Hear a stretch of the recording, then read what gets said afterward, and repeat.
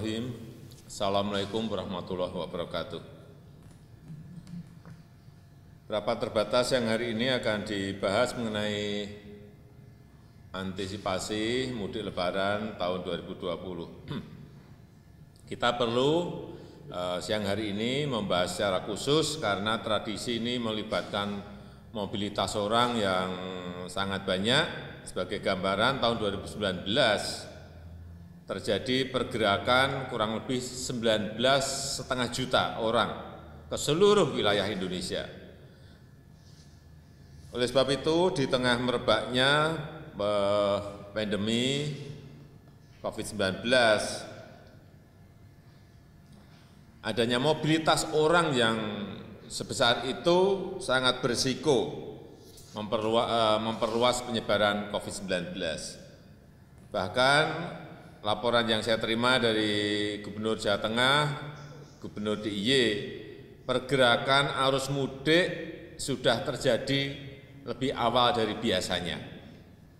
Dan sejak penetapan tanggap darurat di DKI Jakarta, telah terjadi percepatan arus mudik, terutama dari para pekerja informal di Jabodetabek menuju ke Provinsi Jawa Barat, Provinsi Jawa Tengah, dan DIY, serta ke Jawa Timur. Dan selama 8 hari terakhir ini tercatat ada 876 armada bus antar provinsi yang membawa kurang lebih 14.000 penumpang dari Jabodetabek ke Jawa Barat, Jawa Tengah, Jawa Timur, dan DIY.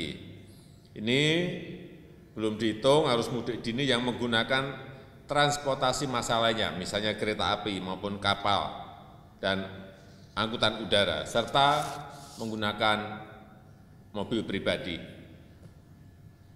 Karena itu ada beberapa hal yang ingin saya tekankan. Yang pertama, fokus kita saat ini adalah mencegah meluasnya COVID-19 dengan mengurangi atau membatasi pergerakan orang dari satu tempat ke tempat yang lain.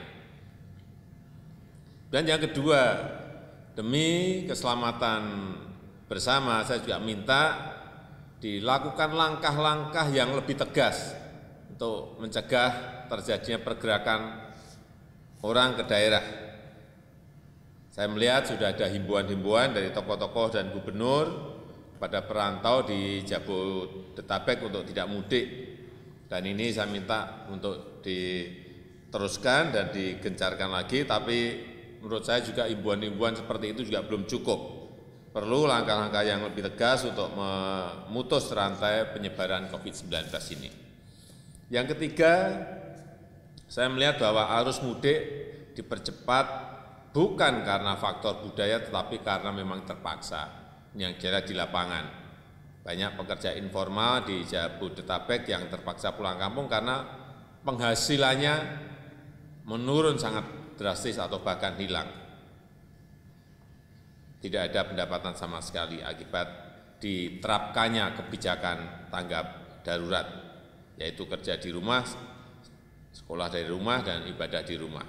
Karena itu saya minta percepatan program sosial safety net, jaring pengaman sosial yang memberikan perlindungan sosial di sektor informal dan para pekerja harian, maupun program insentif ekonomi bagi usaha mikro, usaha kecil betul-betul segera dilaksanakan di lapangan.